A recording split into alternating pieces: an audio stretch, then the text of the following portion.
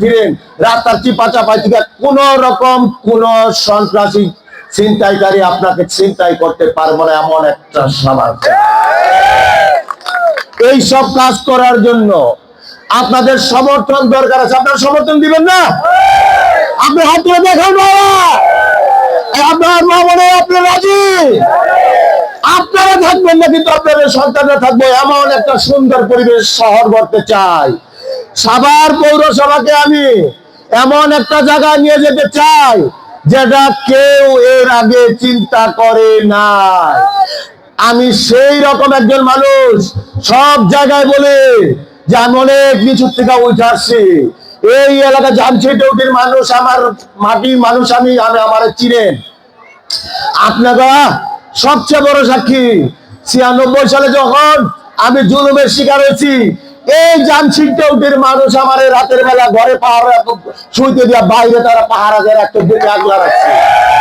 আমি সেই মানুষগুলোর সঙ্গে কথা বলছি যারা জীবনের সবচাইতে দুঃসময় আমার পাশে ছিল। আমি আপনাদের সামনে ঘোষণা করলাম, আমি যদি মেয়র হই এই সাভার পৌরসভায়, আমি আপনাকে একটা শান্তির শহর বানায় দেব ইনশাআল্লাহ। এমন একটা শহর করতে চাই যে শহরে আপনি অন্ধকার, ঘর থেকে বেরোলে অন্ধকার দেখবেন না, জ্যোৎস্না দেখবেন, রাস্তাঘাটে দেখবেন যে সোডিয়াম লাইট জ্বলতেছে। এমন একটা শহর চাই।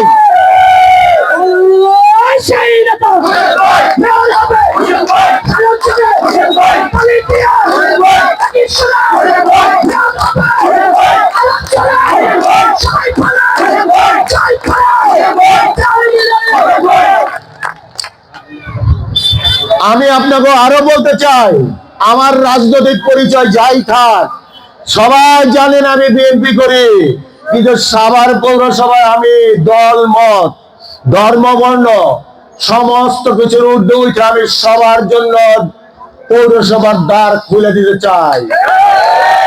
পৌরসভার জায়গায় থাকবো, আমি আমার রাজনীতি আলাদা জায়গায় থাকবো। রাজনৈতিক বিবেচনায় সাভার পৌরসভায় কোনো দমন পীড়ন হবে না ইনশাআল্লাহ। কারণ এই রাজনৈতিক দমন পীড়নের মধ্যে কিন্তু আমার জীবনের 15টা বছর গেছে, কষ্ট আমি করছি, আমি বুঝি।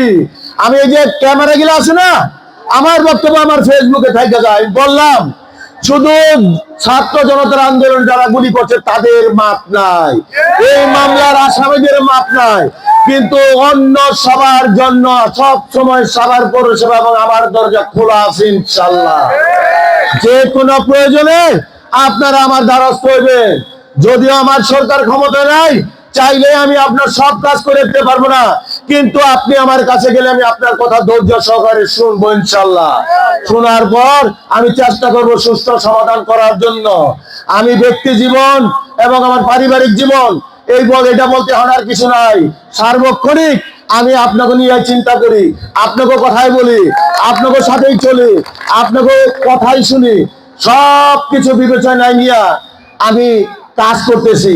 আপনারা দেখেন প্রতিটি ওয়ার্ডে যে খাস জমিগুলো আছে না, সেই খাস জমিগুলো আমরা মন্ত্রণালয়ের সাথে কথা বলে পৌরসভার অধীনস্থ কইরা ছোট হলে বাচ্চাদের প্লেগ্রাউন্ড এবং মহিলাদের জন্য সকালে ওয়াকওয়ে, যাতে ডায়াবেটিসের রোগী আছে তারা যাতে হাঁটতে পারে এমন জায়গা বানায় দিব।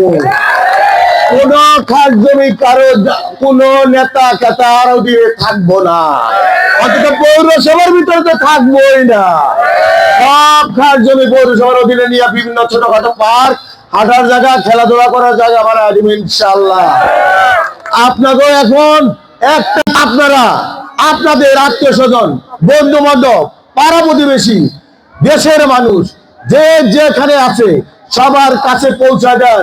আপনাদের একজন মেয়র প্রার্থী আছে, আপনাদের একজন মেয়র প্রার্থী যার যে আপনাদের কথা বলবো, আপনাদের জন্য কাজ করব, আপনাদের পাশে থাকবো, আপনাদের দুঃখ সুখ দুঃখে সব সময় পাশে থাকবো ইনশাআল্লাহ।